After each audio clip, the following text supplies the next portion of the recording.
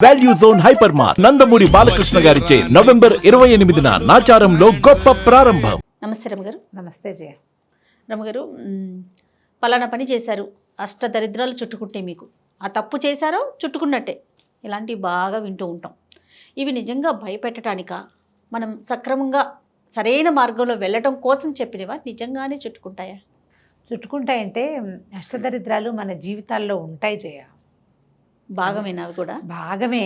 ఇప్పుడు 8 చుట్టుకుంటే ఓ కష్టం, 8లో 1-2 సహజంగా అందరిళ్లలో కనపడుతూనే ఉంటాయి. కొన్ని తప్పనిసరి వాళ్ళ నెత్తి మీద పడిపోతాయి, కొన్ని వాళ్ళే తెచ్చుకునేవి.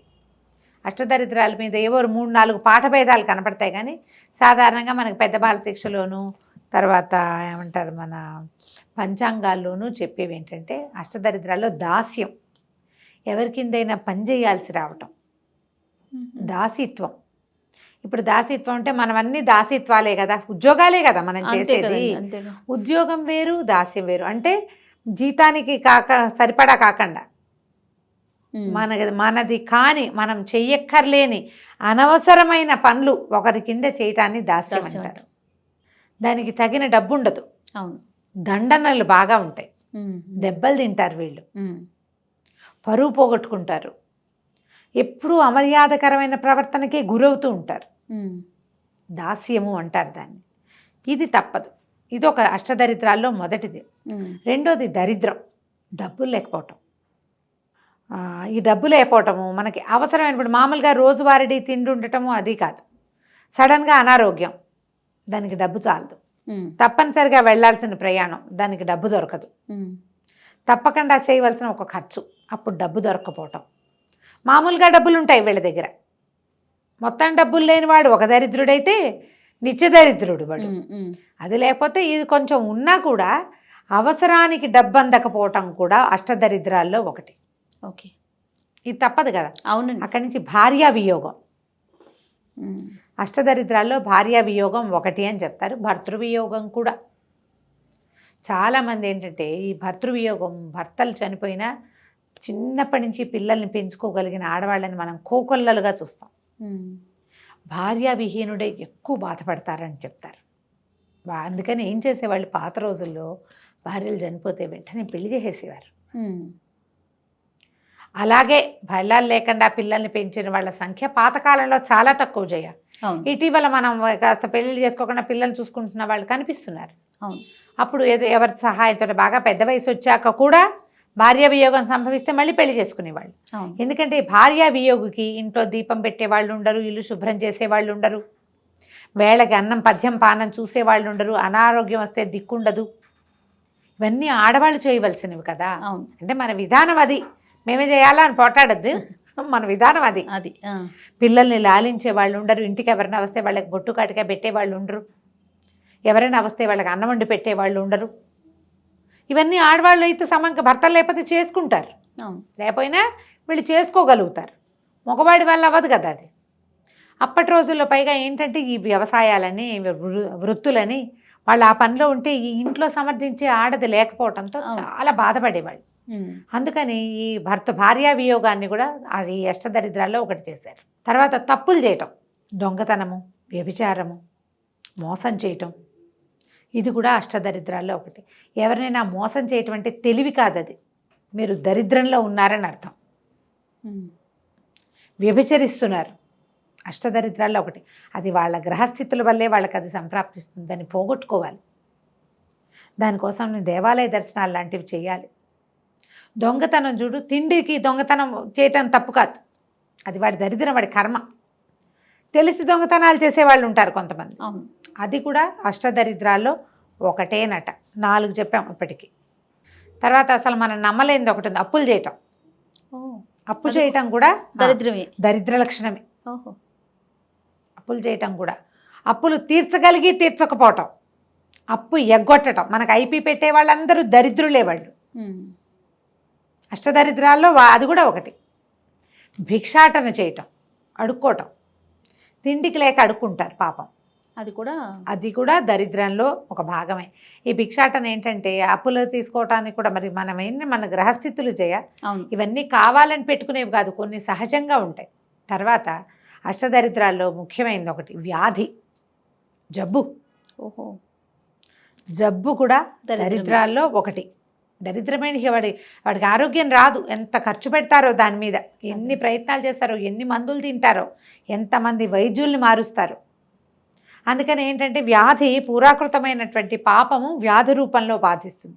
పురాకృతమైన వాటి వల్ల ఇవన్నీ వస్తాయి కదా మనకి. అవును, అవును. ఇంకోటి ఉంది చాలా విచిత్రమైనది, సోమరిపోత్తనం.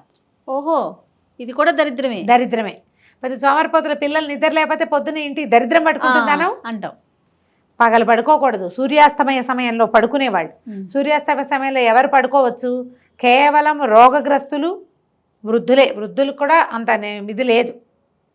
లేవలేని వాడు మంచంలోంచి, మంచం మీద పడుకున్నాడా సూర్యాస్తమయ వేళలో, ఇక వాడి దరిద్రం అంతా ఇంత కాదు. అష్టదరిద్రాలు వాడికి ఉన్నట్టే. వీడికి మిగిలినవి కూడా అంటుకుంటాయి. ఇందులో ఒకటి ఉన్నవాడికి ఇంకొకటి వస్తుంది. సోమరిపోత్తనం ఉన్నవాడికి వ్యాధి వస్తుంది. అవును, అవునా? వ్యభిచారాలు అలాంటివి చేసే వాళ్ళకి తప్పులు చేయటం, దొంగతనాలు చేయటం, దానికోసం అబద్ధాలు ఆడటం, దానికోసం ఇతరులను మోసం చేయటం, ఎన్నొస్తాయి చూడు. ఒకదాని వెంట ఒకటి. ఇప్పుడు మనకు ఒకటే ఉంది, వ్యాధి ఉంది, అన్ని మంచి లక్షణాలే ఉన్నాయి. అనారోగ్యం ఉంది. వీళ్ళు భగవత్ సేవ చేసి అనారోగ్యం నుంచి తప్పించుకోవాలి. వ్యాధిలో ఉన్న దేవుడు దుర్మార్గుడు నాకు ఇది జప్పెట్టాడని అనకూడదు. దైవదూషణ చేసి కొత్తవి తెచ్చుకోకూడదు.